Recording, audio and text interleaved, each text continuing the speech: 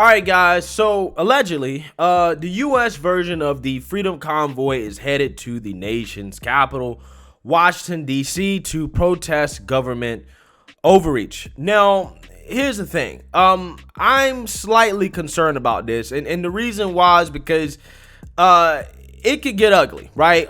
Considering what happened just north of the border with Canada and Joe Biden supporting Justin Trudeau and him using his emergency powers to basically crack down on the Canadian version of the Freedom Convoy, okay? Declaring financial warfare on his own citizens by freezing bank accounts, trying to seize financial assets, seizing their trucks, okay, arresting some of these people, locking them up. Apparently, the leader of the Freedom Convoy, or one of the organizers of the Freedom Convoy in Canada, has been locked up and denied bail, okay? And this just happened north of the border, right, in Canada, okay? And Biden supported it, while at the same time trying to convince the American people that the dictator they need to be worried about is Vladimir Putin on the other side of the world, right, when it comes to this whole Ukraine thing.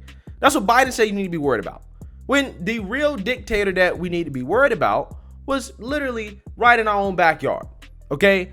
Because this guy, again, is a tyrant who basically is stripping his own citizens of civil liberties, okay?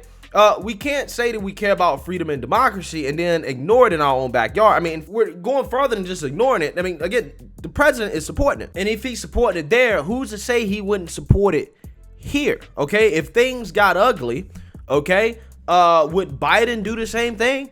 I think so, right? I think that he would, right? And the sad part about it is that the mainstream liberal media would support him in doing that, right? I mean, we already have a Democrat congressman who's come out and basically said that the trucks should be seized from the protesters that are headed to D.C. and given to growing businessmen, right? The person that said this was Democrat Representative Ruben Gallego, okay, from Arizona. He says, quote, "Perfect time to impound and give the trucks to small trucking companies looking to expand their business."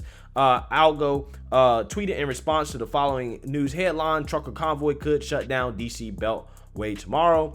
So yeah, I mean, this guy right here is basically advocating for theft, right? Democrats advocating for other people's property be stolen because they're peacefully protesting. Again, never let Democrats tell you that they support peaceful protesting, right? Don't let them ever tell you that. So the honest to God truth, guys, is that I truly do not want to see this happen to law-abiding citizens who are simply expressing their freedom of speech, right? Their freedom to assembly and peaceful protest. So before we get in this, I just want to let you guys know that if you like my commentary and you like my channel and you want to support my channel, feel free to do so using the links in the description below. You can support the Patreon, you can support the PayPal, you can support the merch.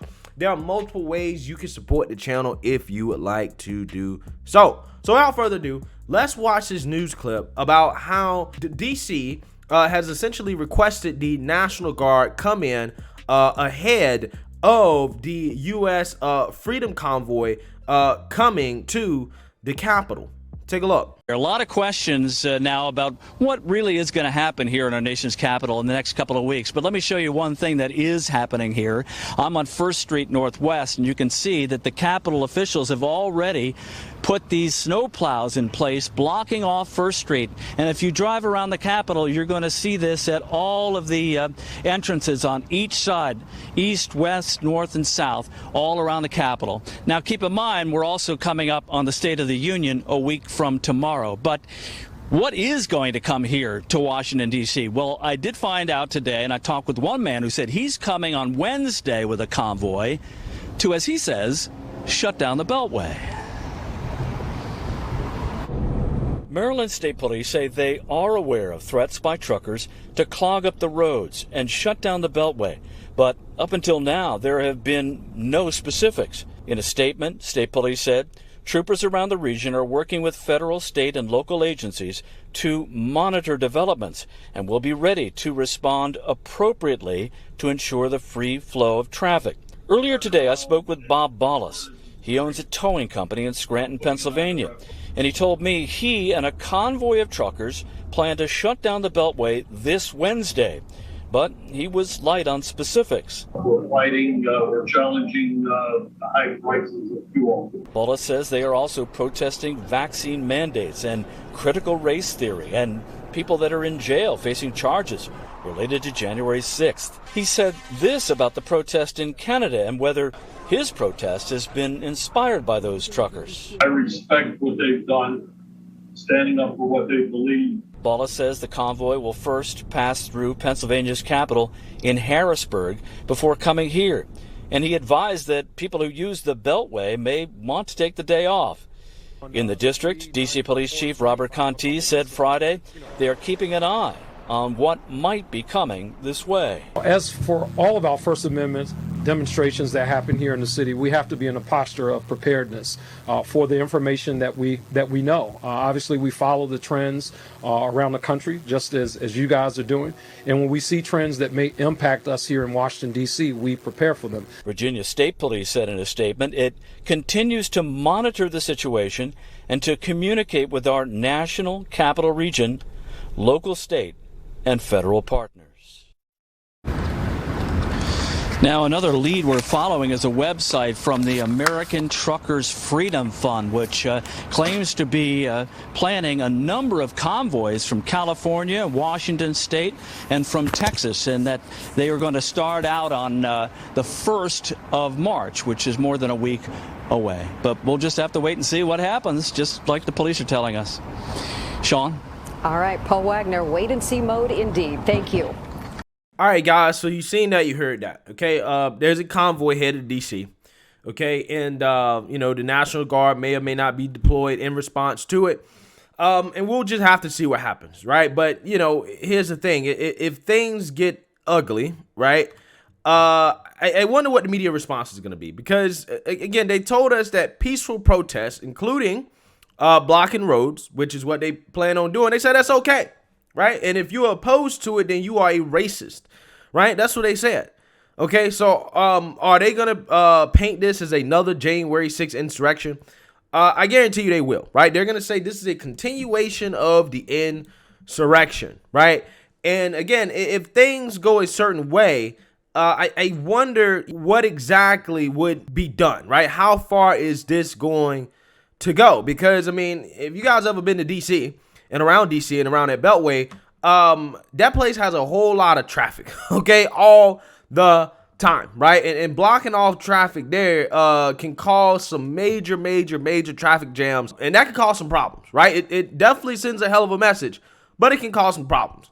And in my opinion, I think that all of a sudden, if this thing gets big enough, if it's something that, starts to spread the same way it did in Canada, you're going to see the American mainstream media for a overwhelmingly peaceful protest here in America, okay, and I hope it, is overwhelmingly peaceful. I hope it stays that way. All of a sudden, they're not going to support it anymore, right? They're not going to support it, and it's going to be one of those things where you're really going to see the hypocrisy from the mainstream liberal media if this is something that becomes really big, right?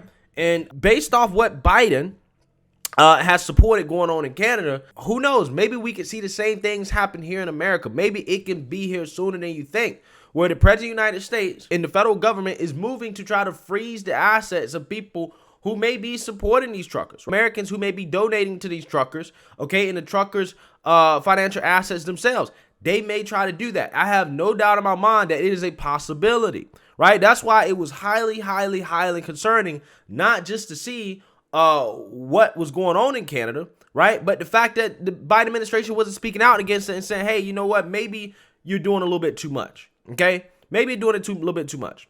But again, I find it fascinating how ever since January 6th, these politicians, even when they're threatened just a little bit, they're able to move quickly, right? Quickly to protect themselves. Okay, as they're all of a sudden thinking ahead of time. Okay, having the National Guard there. I wonder where all this forethought went when it came to January 6th. Did that intel not tell them that, hey, you know what? There may be a large amount of people here. Okay, we need some extra protection here. Okay, just in case things may get out of hand, right? I wonder why they weren't thinking ahead of time when it came to January 6th. But regardless, I guess what I'm saying is this, right? While I'm not the biggest fan of blocking roads because of disruptions that it could cause, at the end of the day, the left told us that, hey, this is okay. And again, if you're opposed to that, then you're racist, right? You are a racist if you're opposed to it, okay? So, hey, maybe the left needs a little bit of their own medicine to show them that, hey, you know what? When people block roads, that can cause some issues, okay? But in general, I just hope that it stays non-violent, right? I hope that it stays non-violent. So, with that being said, if things do happen to get out of hand, the sad part is that there is a significant portion of the country that probably will support the authoritarian actions that would come to punish those who support the protests and are participating in it, right? As a majority of Democrats back Trudeau's crackdowns, right? Freezing bank accounts of truckers. Again, people shouldn't be surprised by this because I did a story before about how Democrats, particularly strong Biden supporters, right? Very strong Biden supporters. I know there are very few of them in this country. You would think at this point in time, considering how bad this man's doing, but people who strongly support Biden actually support throwing people in jail, right? And fining them for not getting vaccinated, right? That is true. So that kind of gives you an idea on how far Democrats are willing to go against people who don't want to capitulate to their way of life, right? So let's read here.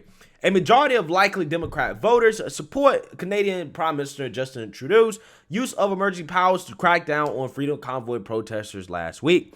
A new poll from Trafalgar Group and Convention of States Action and provided exclusively to the Daily Wire shows that 55% of likely general election voters disapprove of Trudeau's handling of the protesters, 35% approve of Trudeau's heavy-handed tactics, and 10% said they were unaware of what was happening north of the border. So the good thing is that when you poll likely general election voters, not just Democrats, a majority of the people don't support it, right? They have enough sense to say this is wrong and this is infringing on people's basic rights and civil liberties, like the right to peacefully assemble and protest. Okay, it's a good thing to know at least a majority of Americans support the Constitution, right? Unlike Democrats. So Trafalgar Group surveyed 180 likely general election voters from February 18th to 20th after Trudeau brought federal, provincial, and local law enforcement into Ottawa to forcibly clear out hundreds of protesters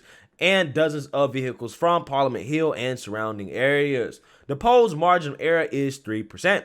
Democrats overwhelmingly favored Trudeau's response with 65% approval to 17% disapproval. Ain't that a damn shame? Right? Again, this is proof that Democrats have gone full-blown authoritarian, right? The liberal left ain't liberal no more, right? Which is why you have people like Bill Maher speaking out against it, okay? Republican responses were weighted even more heavily against Trudeau. However, with 87% of likely GOP voters disapproving to just 8% approving. Respondents who said they did not belong to either one of the two main parties cut against Trudeau's crackdown with 74% disapproving versus 21% approving. Aside from Democrats, the only other demographic areas identified in the poll that cut in Trudeau's favor are the ages 65 and older category, and among blacks and Hispanics. Every other demographic, men, women, Asian, white, younger age groups disapprove of Trudeau's handling of the protesters. The largest difference in approval versus disapproval took place among 25 to 34-year-olds. In that age group, 100% of respondents disapprove of Trudeau's tactics. Wow. That's actually very surprising, okay? That the younger people here are looking at that and saying, hey, you know what? I'm not necessarily sure if this is, the right thing to do, to be freezing people's bank accounts. That's interesting. Trudeau invoked the Emergency Act on February 14th in what he called a last resort to break a group of protesters that held ground outside of Canada's parliament since late January. The group of protesters, which began as the trucker-led Freedom Convoy, demonstrated against COVID-19 vaccine mandates and other regulations and restrictions. All right. So, yeah, we all know what happened with the Freedom Convoy in Canada. Things have kind of died down there. As this guy has basically extended his power. Again, he's on the way to becoming a full-blown dictator, in my opinion. CCP, north of the border, right? That's basically what Canada is at this point. But yeah, I hope and pray that whatever happens with the U.S. Freedom Convoy, I hope that it doesn't reach the level of controversy, right, and conflict that happened in Canada, right? I hope that these truckers can peacefully make their point. I hope that politicians hear them out and understand their point, and that's it, right? I hope there's no police confrontation. I hope that, things just remain peaceful, right? But hey, at the end of the day, I wouldn't be surprised if either way, this is one of those things that the mainstream liberal media uses to basically push the whole insurrection is continuing narrative, right? Wouldn't be surprised at all, because they're desperate for stories, right? They're desperate to see something like this happen and to use it to their political advantage. So let's hope that the truckers don't give them too much ammunition to do that. So let me know what you guys think. Make sure you like, comment, and subscribe. Most importantly, share a Black conservative perspective. Peace.